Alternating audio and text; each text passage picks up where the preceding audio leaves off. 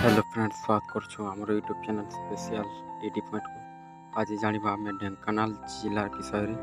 ढेंकानाल जिले में मोट केतोटी तहसिल रही से विषय आज संपूर्ण जाना। तेज दयाक वीडियो को शेष पर्यंत देखु और आम चैनल को प्रथम थर पर विजिट कर चैनल को निश्चय सब्सक्राइब करूँ। तेज चलतु डेरी नक वीडियोटी को आरंभ करवा।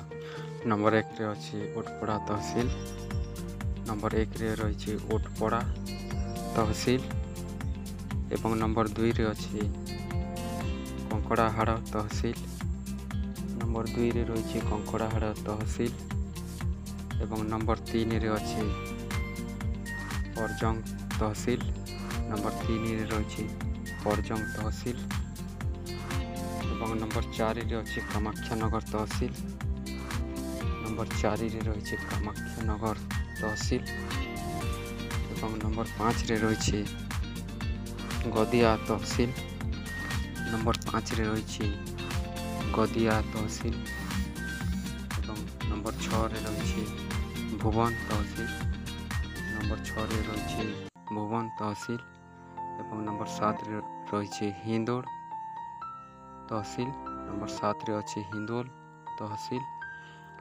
एवं नंबर 8 रे अच्छी ढेंकानाल तहसिल। ढेंकानाल जिले में मोट 8टी तहसिल रही। तेज वीडियोटी